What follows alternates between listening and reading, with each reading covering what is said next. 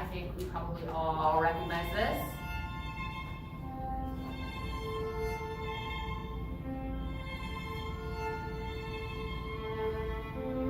How many of you heard this before? Maybe even like a cartoon or something?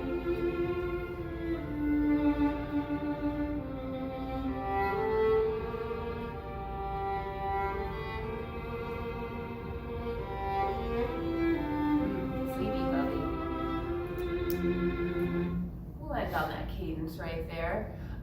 So if you are looking for other things to add to your repertoire, your playlist for Brahms, definitely check out his first, second, and third symphonies as well. Brahms did also a lot of great composition. So if you're into Brahms, definitely check those out too. So let's do a little bit of review, just to kind of review all of the composers that we've talked about throughout the 19th century. So first we have Ludwig van Beethoven. What can you tell me about him? Where's he from? What do we know about him? What did we listen to by him? Lay it on me. What do you remember? Symphony number 5. That's what we listened to. How does that go? Ba-ba-ba-bum. Ba-ba-ba-bum. It's very recognizable. Everybody knows that one. What else do we know about Beethoven? Where's he from? He's a German composer. What else is really interesting about Beethoven? He does. He starts going deaf in his 20s, but he still continues to compose. And he composes probably some of the best music from the Romantic period. Good job. He does actually redefine the symphony. We've got some new ideas. What about Felix Mendelssohn? What do we know about this guy?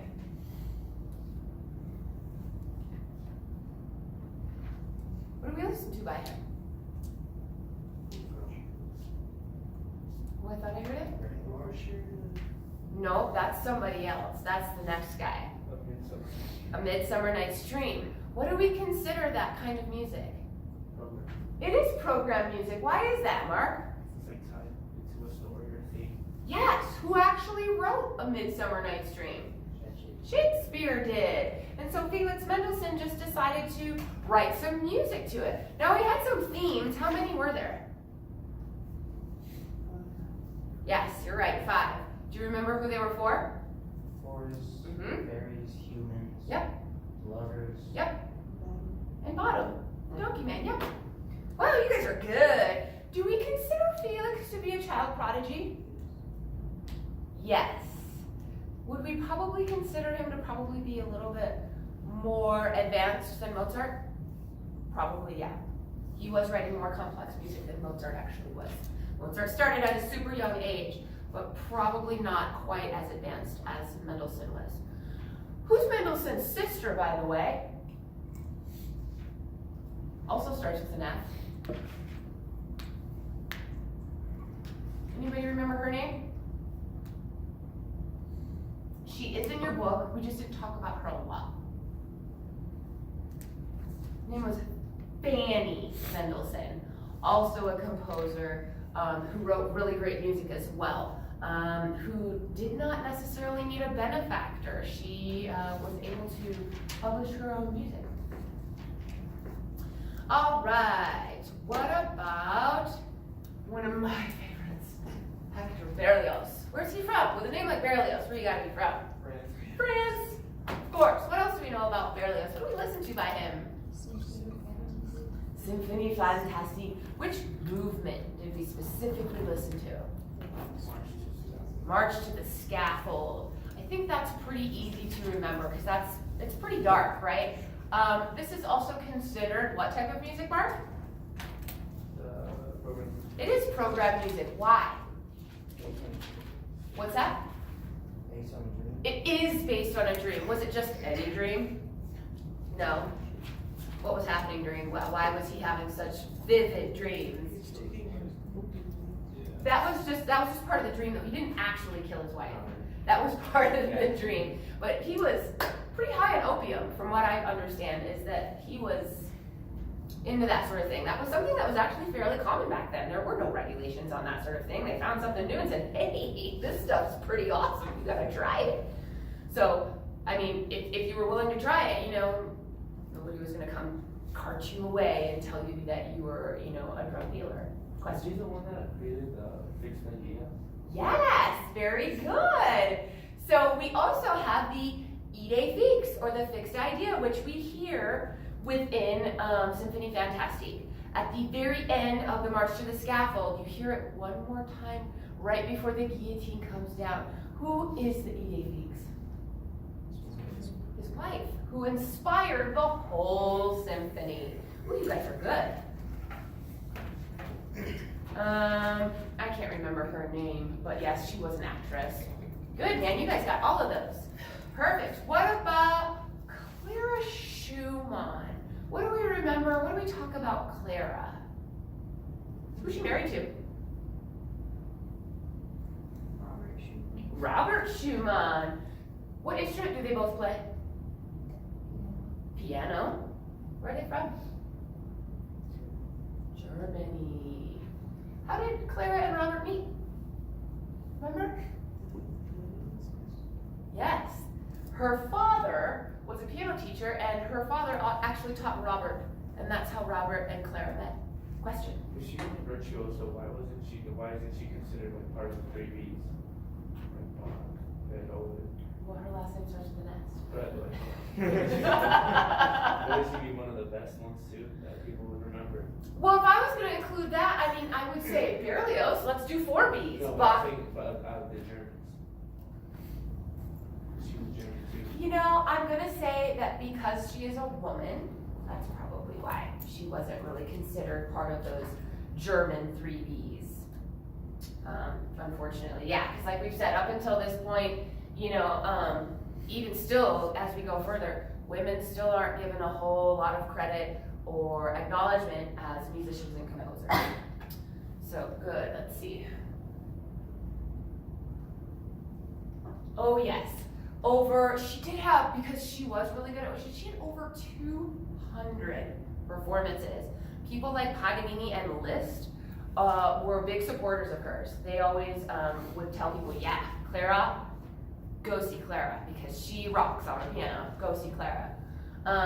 We listened to that political statement piece, Vorwärts, or Forward, which had some word painting in it. Probably not my favorite piece by Clara Schumann, but it's the one that your book utilizes, so we listened to that one. So we have a few more. All right. Frederick Chopin.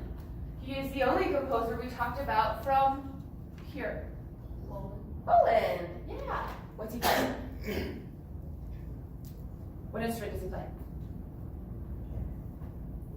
The piano. Yeah, he's a piano virtuoso. What two dance musics did he really cultivate? Ooh, mazurka, and what was the other one? It starts with a P, but it's not actually the polka. Polonaise, yes.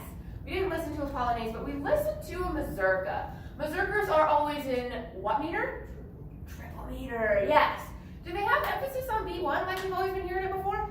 No, it's B2. It's really different. And that's part of that Polish tradition. And like I said, Chopin, I mean, if we're also going to start adding people to that list of like the most Chopin's got to be on that list. I mean, his piano music is just out of this world. Oh, is he a child prodigy as well? Yeah, he is. He was actually composing very young as well. Oh, and we also hear some of that tempo rubato. We're starting to get a lot more rubato in the 19th century. What does it mean to be rubato? Tempo rubato, what does that mean? Yes, literally translates to robbed time, where we can speed up or slow way down with no real sense of time. We've just kind of thrown the meter out the window, thrown our time signature and our beats per minute out the window, and it makes things much more dramatic. When you're listening to Chopin and you hear it just slow down so deeply, it's really moving the way he does that. So, yeah, good job. All right, Giuseppe Verdi. What do we know about him? He's Italian. What's he most known for?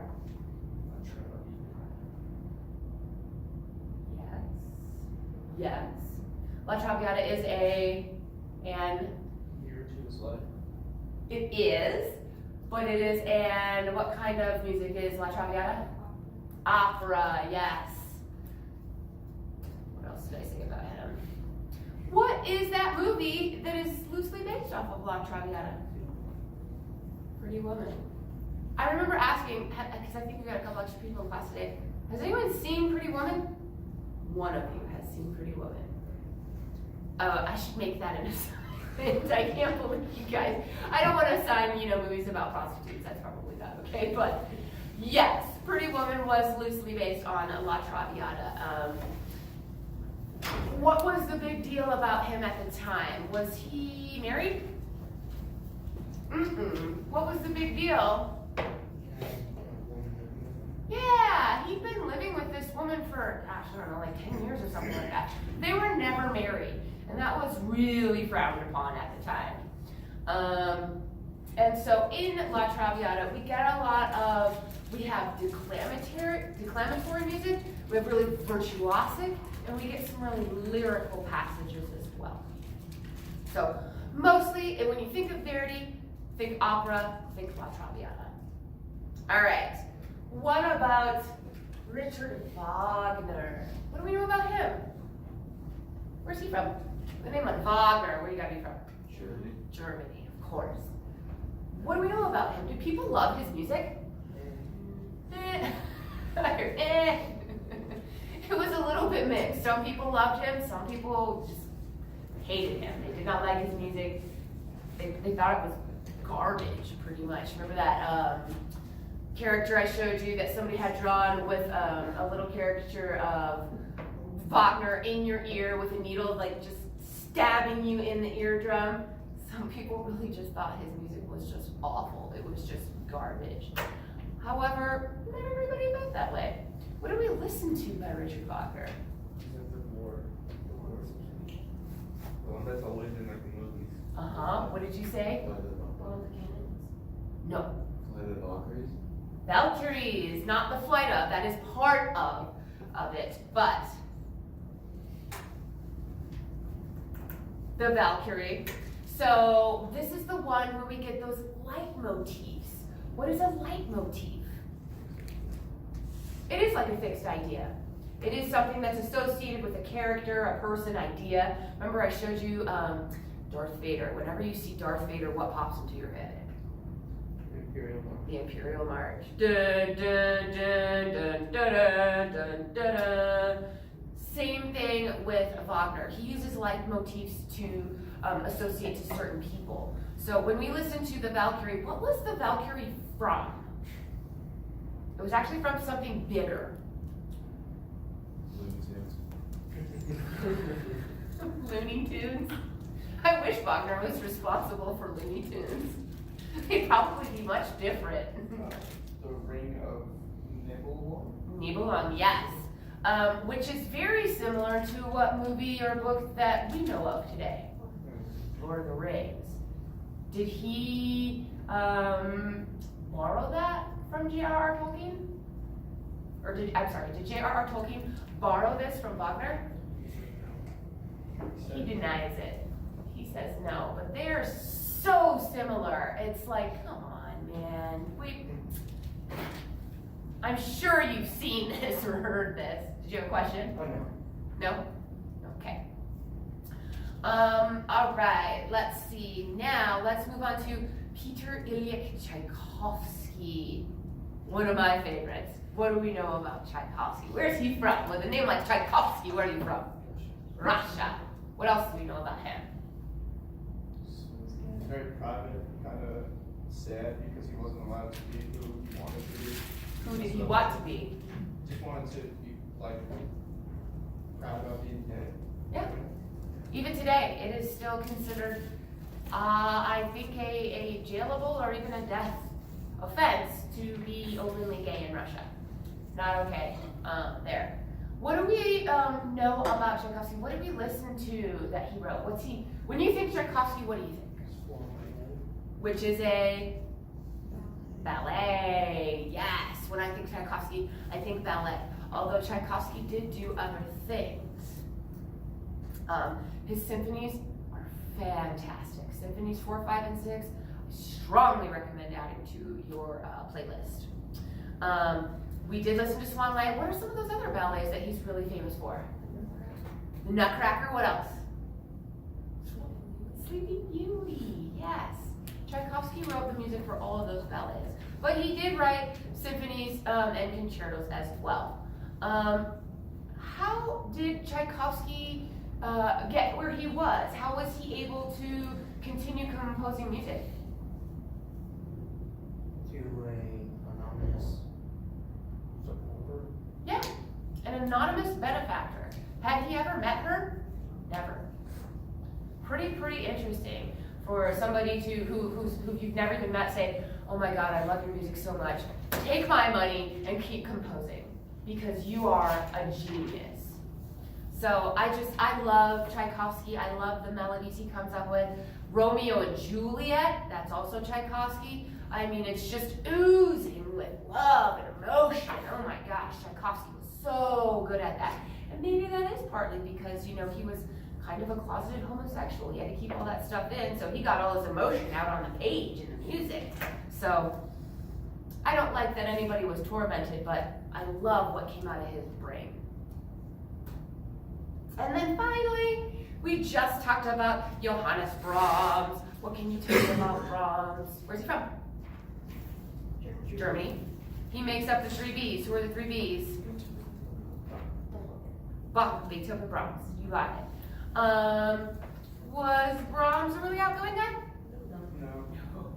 Not at all. Very private individual as well. When we think Brahms, what do we think? Hedgehog. Okay. Yeah, hedgehog works. What else? What else? Lullaby. That's what I think when I think Brahms. I think lullaby. But Brahms did write some really great symphonies. We listened to that symphony number 4, that final movement. People really do love Brahms. Is he one of my favorites? I personally probably like Beethoven. Out of the 3 Bs, I probably like Beethoven the best. He's my favorite. But some people feel really strongly about Bach. Some people feel really strongly about Brahms. It just depends on who you talk to. Everybody kind of has their own opinion. All right, let me take attendance really fast. Everybody, I think everybody's here. Hooray!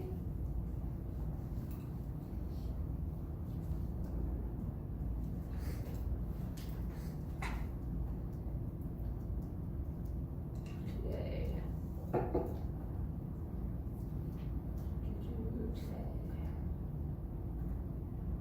All right, Tim is here. I haven't seen Nick in a long time. You guys, He said he's on his way. He had some car trouble. Oh, okay. I'll leave that for now. We'll see if he shows up. Alex is here. Autumn is here. You feeling better, Autumn? You were sick for a while, right? Yeah. Guillermo is here. Trinity's here. She's not in this class. Caroline is here. Mark is here. Kimberly is here. Who does not play the sax? Taylor. No Taylor today. That's who we're missing. Olivia and Michael. Okay. See. All right. Are we excited for Soundtrack Project? Have you been working with your group, talking about it, thinking about what your songs are going to be? This is probably one of my favorite days of class because what I'll do is I become a spectator. I become a student in the class and we really become the teachers for that day. And so I take my notes and I get to sit there and see what you come up with. So that's kind of a fun day for me. All right. Welcome to the 20th century. Bless you. Goodness. How did you do that? Welcome to the 20th century. So we've made it through the 19th century. We've made it through the Romantic period. Now we're in the 20th century. Now things are going to start to get really different. And I know you asked me about this gentleman. So now we're going to talk about Claude Debussy. Also, pretty close to my heart, this guy. This guy's, with a name like Debussy, where do you think he's from? France. France, he's French, yes. He lives from 1862 to 1918. So he is towards the end of the 19th century into a little bit of the 20th century as well. He's a French composer, like we said, and we do associate him with Impressionism. Does anybody know what Impressionism is? No? What do you think, Guillermo? I mean, I've heard of it like in painting. That's exactly right. Like, What does it mean in painting?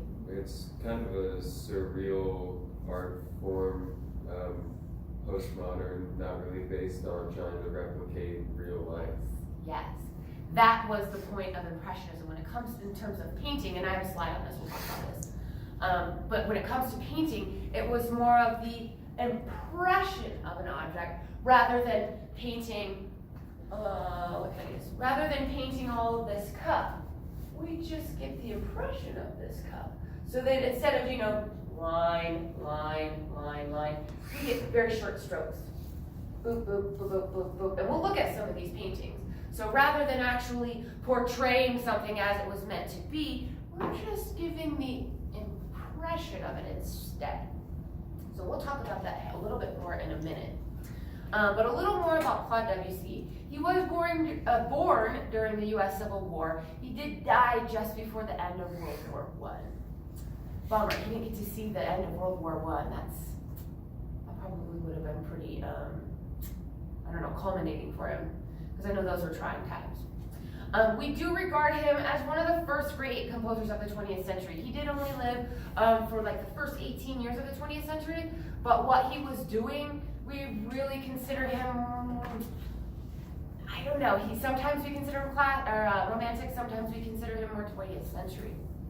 But because of what he's doing, he expanded the possibilities of form, harmony, and timbre. So we're going to listen to some of his music and hear some of that. He did study piano at the Conservatory of Paris. He has an unconventional composing career. He never held any public posts. He didn't have regular students. He rarely appeared in public. Where, a lot of the other composers we've talked about, he did study at the Conservatory of Paris, but a lot of these other composers, they have pretty high stations. They're composers or conductors at big churches or, schools and things like this. He didn't really have any big appointments or positions like that, yet he still managed to become incredibly famous. He is a master of orchestration. We'll start to hear sounds from the orchestra that we've never really heard before. Yes, we've heard these instruments, but we've never really heard instruments doing things like this and making these types of sounds before. So this was actually pretty prolific coming into the 20th century. A lot of times, kind of like, who was I thinking of? Wagner. Not everybody loved his music. Who's heard of Afternoon of a Faun? Anybody heard of that piece of music, Afternoon of a Faun? It's pretty famous. A lot of people know this piece of music. That's probably one of his more famous pieces of music, and not everybody loved it. It was another one of those where some people loved it, some people hated it. And so just a quote from Debussy himself, he actually said, "I dislike the term impressionism. I am more concerned with making something new or realities. An impression is reality, reconstructed in the mind from our sensory perceptions of the world." He didn't really like being considered an impressionistic composer, but we kind of do really consider him to be that. So, we are going to listen to a piece called, and my French is terrible. Does anybody speak French in here? My French is, I probably butchered this name, but Valse is the name of the piece that we're going to listen to. It's written in 1910. Valse is French for sails or veils. Either way, both are things that would flutter and constantly in motion. If you think of sails or like curtains or veils, almost always in motion, right? So, in this piece, the timbre is really muted, and melodies appear and disappear without development or conclusion. Harmonies remain unresolved, and rhythms don't establish a strong sense of meter. This isn't really going to be something that you're going to be able to tap your foot to and find the beat to easily. The whole piece is predominantly soft. It's pianissimo for almost the entire piece, with only one forte. Debussy asks performers to play the piano as if it was an instrument without hammers. So how would you play the piano if there were no hammers inside? It would almost be like nothing, right? There would almost be no sound. So that's what he's going for. It needs to be so soft and so distant. The meter is not easily identifiable. We'll see the music. I've got the listening example. We can actually see the music as it happens. It's really difficult to find the meter, but there's a reason for that. And there's not really themes. We get more like theme fragments.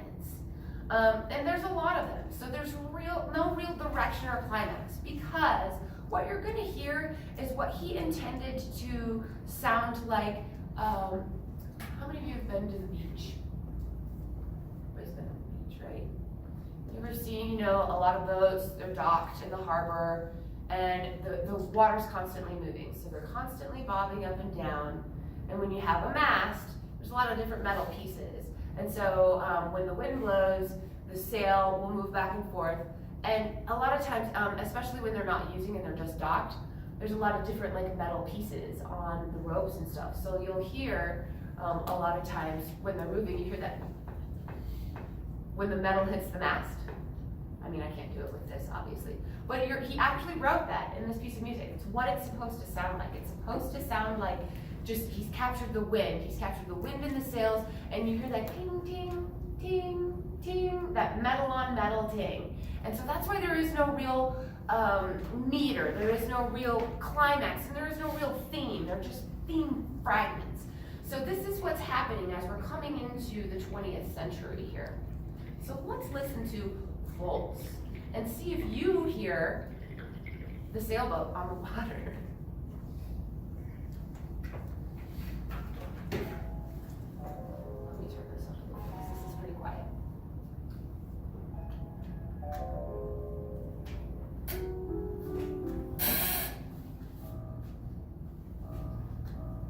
Do you hear bing, bing?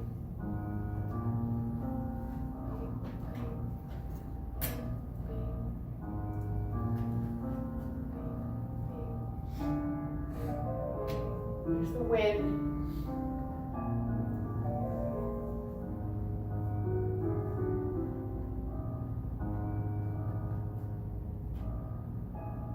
All of these little pings down here are meant to be like ping, ping, the metal, hitting the metal on the mast.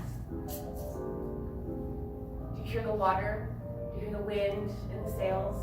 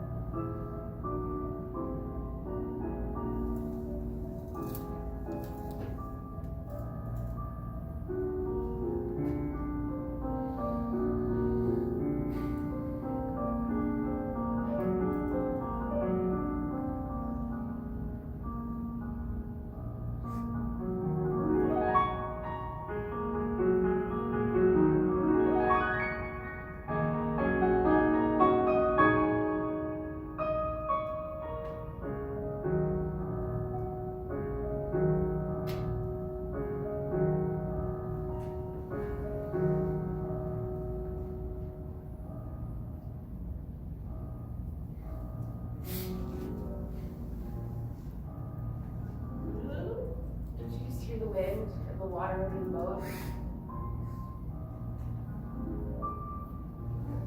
Maybe even a seagull in the sky.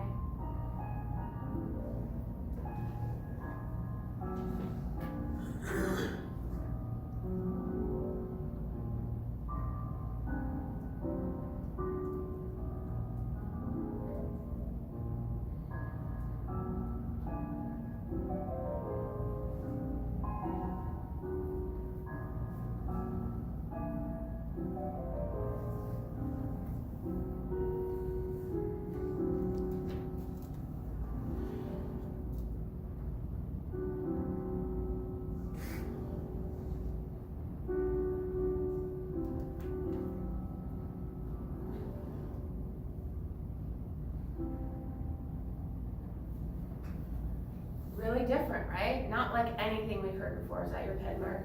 It's okay. Okay, that over here. Oh, bending over is hard for me. Got it. To the rescue. Okay.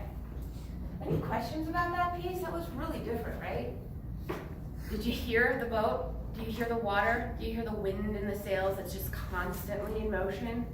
Pretty cool. Well, WC's done a lot of other things, like we said, Afternoon of a Fawn. I think probably most of us, and one of my favorite WC pieces, and I think Tim's too. How many of you have heard Claire de Lune? Yes. This is probably just, it's so romantic.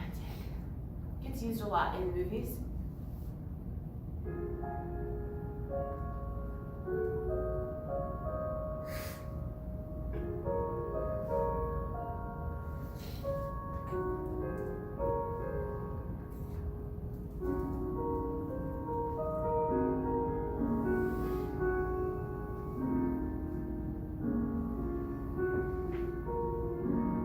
Tonal than the last one we heard, right?